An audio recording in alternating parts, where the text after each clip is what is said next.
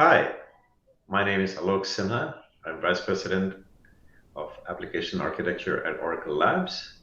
Today, Burt and I will be talking about multi-cloud resource CRUD operations with Graal Cloud Native. And let me introduce Burt. Go ahead, Burt.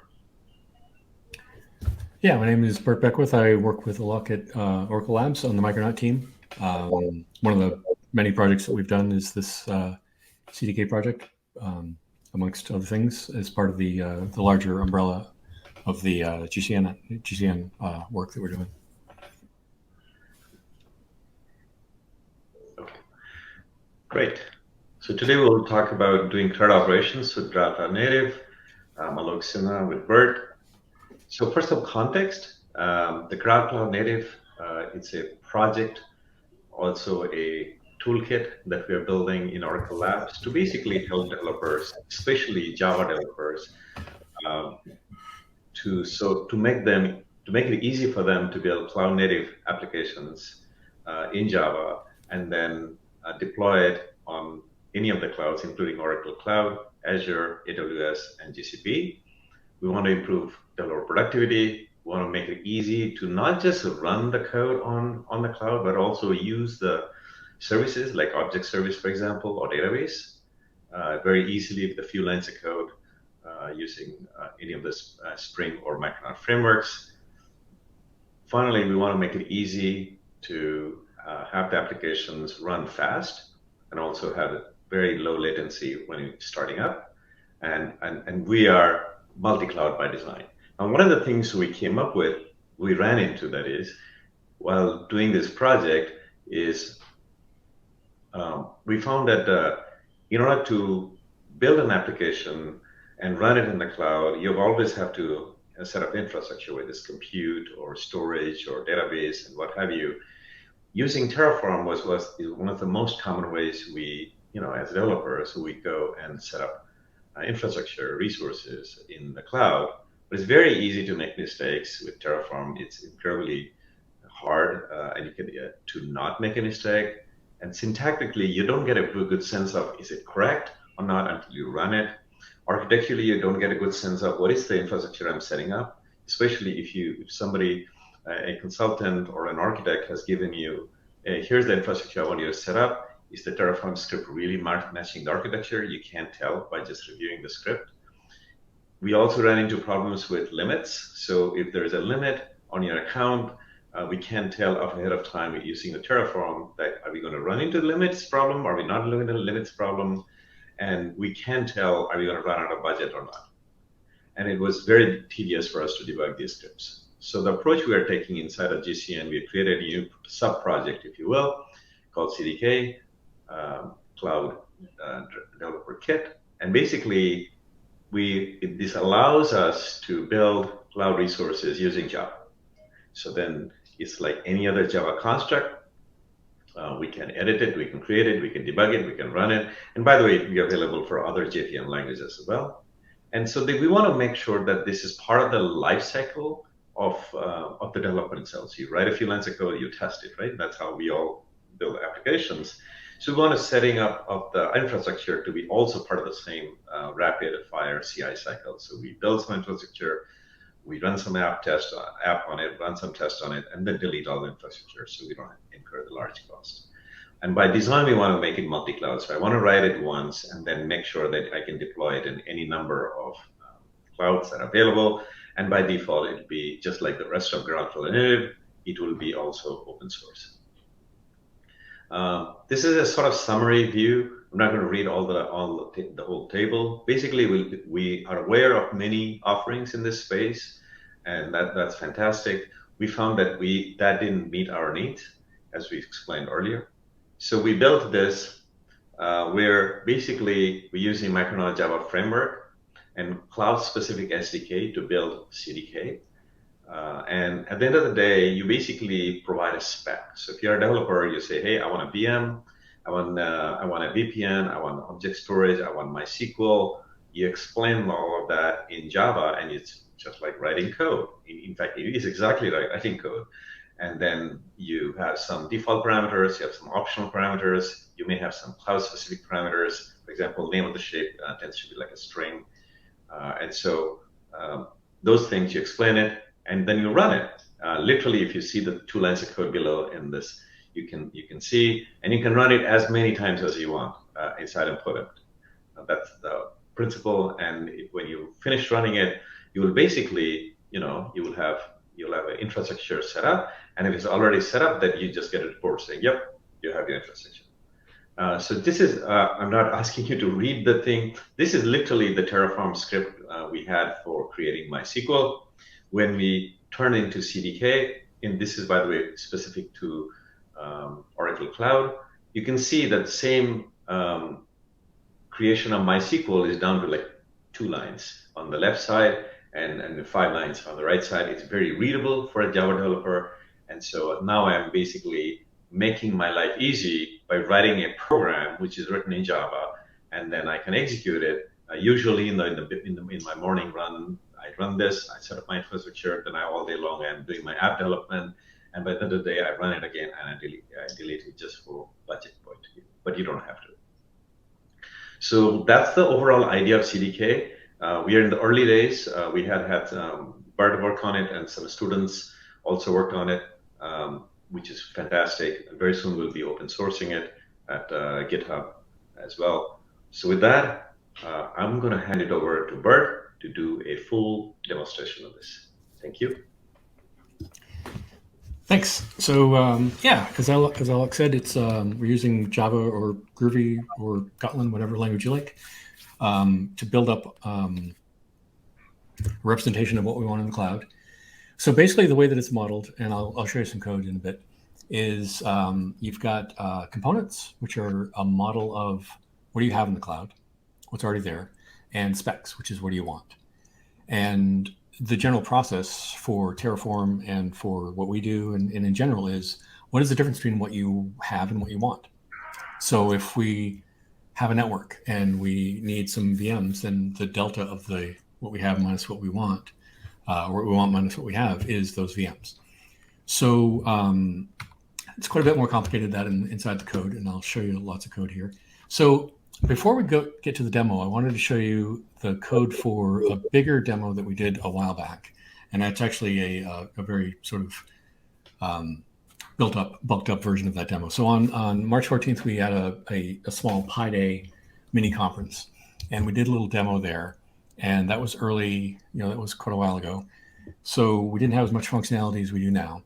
And the ask was, we've got Terraform to build a network, a subnet, build a database. In this case, we'll use MySQL, create a bunch of VMs. And since we have multiple VMs, we want to put them behind a load balancer, and then wire everything up. So the demo for Pi Day was actually quite a bit quicker than it would be today if we showed it, because there was a lot of stuff that wasn't there yet. So I could deploy all those things. I just couldn't wire them together. And in order to wire them together, I have to wait for each thing to be done.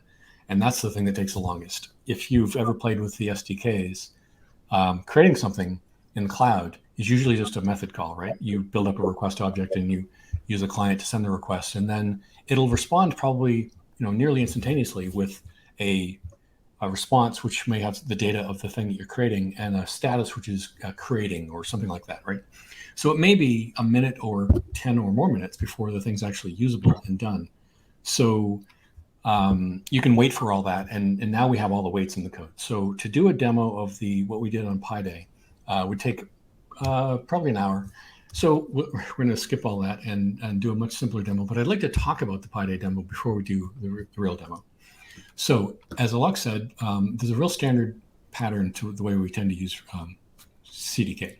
There's a main method, a static method, and one thing to clarify, we do use Micronaut, but we don't really use it as a microservice framework. We use it as a dependency injection framework. So it's to manage singleton beans and dependency injection, that kind of stuff. So you could use this inside of any framework. You could use this inside of Spring Boot, or you don't even need a framework. It's just it's not like you'll be locked into using Micronaut, although there are worse things to be locked into. So generally, we build an application codex and we get this main bean, and then we tell that bean to do the processing, do the work, right? And if we go to the main action processor, it's pretty simple. Everything's been partitioned off, so we do a big try catch so that we can create a run report, which may or may not include an exception. And then there's a handful of steps, basically do some validation, get your existing components, what's out there. Remember, we got to do that delta. So we actually build a delta object, which is, we've got our specs. You gave them to me in the actions container. And so we validated those. We go and see what we have based on what we call the CDK ID, and I'll come back to that in a sec. Then we build up the delta. And if everything's already there, then there's nothing to do. One of the big ideas, one of the big requirements in the beginning was item potency. So if what we want is what we have, there's nothing to do. So you can run these scripts over and over again, theoretically, and nothing will happen after that first time. So once we build up the delta, then we build up commands, and those are basically creates, updates, deletes, and then we execute those. And along the way, we pass this context object, this execution context, which is just a data object. So we can do lookups, we can store state, and then that gets passed into the run report, which you can then use to, you can just print it out to string, or you can programmatically query that. You can store that in a database or data store somewhere. So that's the general process. So having said all that, so again, this is not what I'm going to demo. This is what we did before. So there's some variables here, and I split everything up into individual methods. You don't have to do that, but it's a little cleaner for me. So, and I'll step into those individually. So basically, what we're going to do, like I said, is we're going to build a jar from an application. It's a really simple Micronaut app that basically a hello world, and then we're going to have to build a network. And this is what we're looking at here is what we will have in the end. It's upside down because that's how I think. And it's basically the dependency graph upside down and realized. So obviously we would work from the bottom up, in real world, but build the application jar first, and then build the network. And then after that, we can build a subnet. And now the interesting thing here is that MySQL and load balancer both need a subnet, but they don't need each other. So I can do these in parallel. We don't have the support for that yet, but that's all pluggable, so we could do that. And then these VMs can all be done in parallel because those are independent. So anything that's independent, we can parallelize. And right now, everything's all sequential. So like I said, and like Alok said, we use the word specs a lot, but actually spec is kind of an older idea because it used to be that everything was a spec. But then when I added in support for doing things like, wiring everything up properly, I had to be able to build a jar file, which is a script, which is not a spec so much as an action. So I made a new base class called action. So spec extends action, script extends action, and another cool couple things extend action, which are SCP specs and SSH specs. So what this will actually do is it'll push the jar file up to the deployed VM, and then it'll SSH in and install MySQL client and Java, and it'll set up the firewall for you, and it'll connect to the database and create it if it's not already there, and then set up a systemd service so that the app will stay running when the SSH session ends. And we can set some environment variables here, so we can set up the variables for the URL and the username and password. And username and password, we could have hard-coded those, but typically, especially the password, you want to have that not in your source code. But one interesting bit here is that I don't know the IP address of my MySQL server if I'm running this script, right? I also don't know, since I'm creating a network and a subnet, what are the OCIDs or the cloud IDs for those things, because whenever you build anything, for example, to deploy a MySQL, I need to know what subnet does it go into, in addition to the other things, what size is the instance, that sort of thing. So I came up with a mechanism for being dynamic. So if you know that if you had a simpler script where you knew you'd already pre-created your network, and that's probably the more typical case, then you can just give me the OCID and I can do a direct lookup. But the CDK ID is, I mentioned that before, that's a really important concept. So and it has to be unique, but it's up to the user to determine that it's unique because it's your thing. Basically, everything you build, all the specs actions that you build, everything has to have a unique CDK ID, and we're going to store that in the cloud under a tag. And that isn't really sufficient. So there are plans for storing that in a key value store database or something like that. It'll be a quicker lookup. But basically, we need to know somewhere what is the CDK ID. And that's really important for a bunch of different reasons. One of them is that whole idea of idempotency. How do I know that the instance is already up there if I can't describe how to find it? And that's basically how you find it. Because the first time you create it, you're not going to have an OCID or a Cloud ID. After that, you'll know it, but it's a chicken and egg thing. So if we assign an ID that is independent of the Cloud ID, that's always there, or it's always reachable through a database lookup, then we can use that CDK ID to find if an instance is already there, and if so, does it need to be updated or deleted, or do we just do a no-op because it's there and it's exactly what we want and we're good? But further, we can use the CDK ID to do these reference lookups. So I'll skip the gory details because it's a little complicated, but basically anything that can make information available that's useful to other steps in the process. And currently that's really restricted to databases, load balancers, and VMs. They all can expose a possibly private IP address or maybe a public IP address or both. They're going to register those in that execution context. And then we basically, as we're building up the specs, we set up these, what do we call it? It's a subnet reference or a network reference. And the reference is basically this component reference object, which can either be by Cloud ID, or by CDK ID. And that allows us to do this, to do all that wiring up. So I'll skip all the stuff there. So let me switch to today's demo. This is a very, very simple thing because we don't have all the time in the world. And it's basically just going to deploy a VM. So no database and no load balancer. So the structure is the same, right? Main method. And you're not limited to running these standalone. This could be part of a bigger thing. This is just for our demo purposes. So what we're going to do is, this is the OCID of my compartment, and this is my login information. So this is another thing that we need to know, and it's going to be cloud specific. And as Alok mentioned, one of our big goals from the very beginning was we want to write the same code and have it work in all different clouds. And the only real things that would be different about how you run them are how do you authenticate to that cloud, and some other cloud-specific things that we really can't get around. So there's this concept called user info, and in OCI it's called OCI user info. If we're on AWS, it's AWS user info, and they're all different.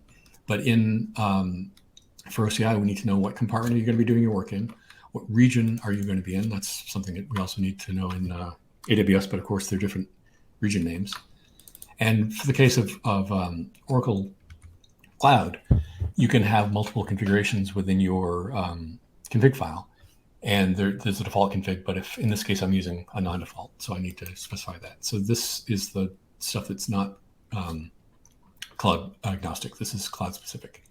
So my actions are really just a couple actions. It's going to build a jar file, which is going to run the script. And I made a little Graal Micronaut application. And again, the application doesn't matter. The fact that it's a Micronaut app has nothing to do with anything.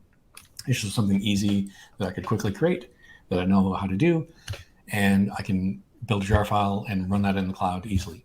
So all we need to know is where's the location of that directory, so I can run the Gradle build on it, and then some other stuff like what port to open up on the firewall, and what's the expected jar name. This is the runnable fat jar that we can deploy, and we need to set up when we deploy, we need to send a public key up to the VM, and then we use our private key to SSH into the machine. So we don't ever actually give them any private key. We just have to know that for the SSH step.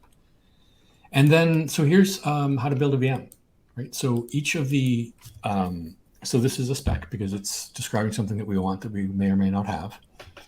And they all use this builder pattern, which is great, especially for stuff like this where not everything is required, right?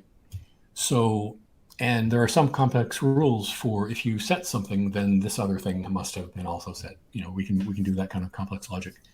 But they typically involve starting out with that CDK ID, because I need to know for this thing, what is its ID? And then this is actually a OCI specific thing. And so is the disk image name. And one thing, just backing up a little bit, the original plan for VMs and stuff like that, especially for upgrades, was not so much to build a specific image name, because that isn't really cloud portable, but it's something softer and harder to do, ironically, softer in terms of less rigid requirements. Don't tell me what image to build. Tell me how many CPUs, how much disk space, how much memory do you need? And then if there's some sort of rules for what's the, given multiple VMs, multiple compute instances that meet those specs, those requirements, what's the best one to choose? Is it the one that's least expensive? Is it the one that, whatever rules you have? And that, if we implement that, or when we implement that, then we can get much closer to the original plan of being cloud agnostic. So I'm going to go ahead and start this because it takes a few minutes to run. While it's running, I'll keep talking. So I'm just going to run this. It just news this up, and we build the actions, we build the user info, we process the actions, passing it the user info, and whether it's a dry run or not. So we want this dry run concept so that we could say we pass true, and then it'll do the lookups, it'll do the validations, but it won't actually do anything.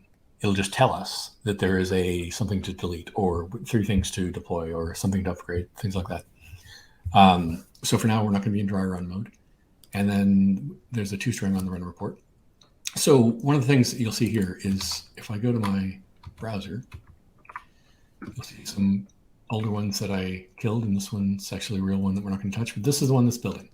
So while it's provisioning, I'm using OCI SDK code to wait for a certain status.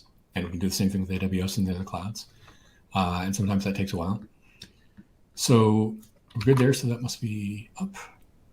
There we go. It's green. So now we can SSH into the machine and SCP into the machine. So having done built the jar file, we are creating the VM. Now we must be here. So now we're SSHing in. And again, this can connect just as soon as it's available.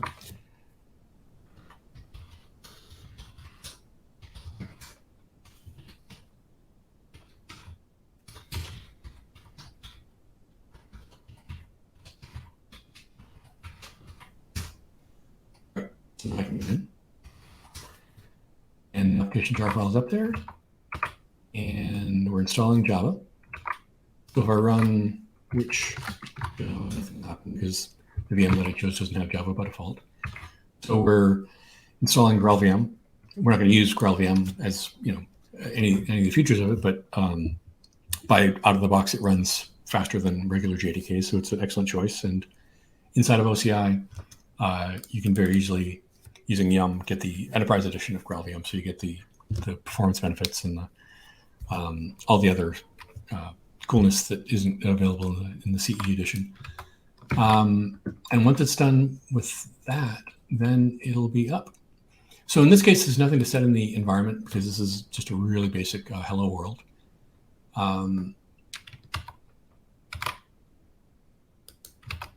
Great. So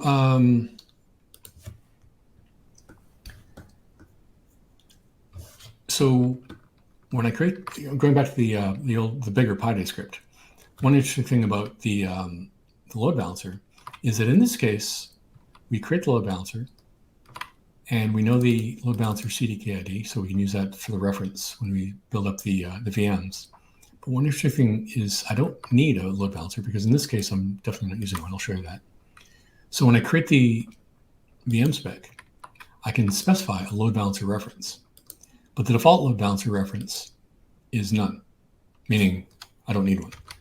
So some of the references can work like that. A subnet reference can't. If you need a subnet, you need to tell me either the CDK ID or the cloud ID for the subnet to use or create one. Otherwise, there's nothing to attach to. But you don't always have to use a load balancer. So there's smarts inside of the CDK to, if you give it a none, if you get a reference that doesn't point to nothing, if you give it a reference that's valid, then it will do the logic of actually wiring it up and connecting it to the load balancer. So, oh, there we go. So Java is done and everything is mostly done and we're good. All right, so I'm going to come back to this output, but I know my IP address, right? I can do this.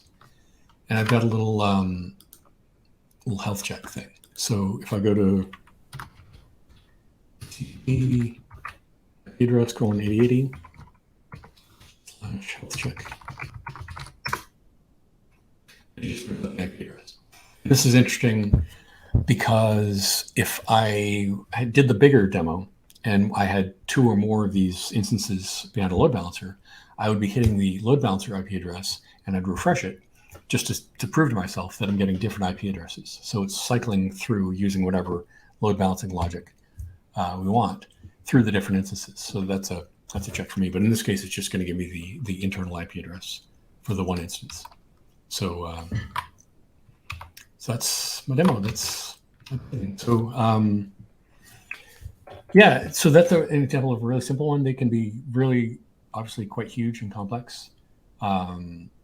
We will be open sourcing this soon, and there is a ton of work to do. I kind of glossed over the fact that right now we can't do updates primarily because we're kind of waiting on that finer grained approach, that softer approach I was talking about, where you don't tell me exactly what to deploy. You tell me, what do you want? And I'll try to figure out what's the best thing that would give you that. And then if you tell me, before I wanted 8 gigs, but now I'm pushing, I'm running out of memory every once in a while, so maybe I want to bump it up to 12 or 16. Later on, we can create another spec, change the spec to 16, and then it'll detect that it found the instance with that ID, CDK ID, and everything matches except for the memory.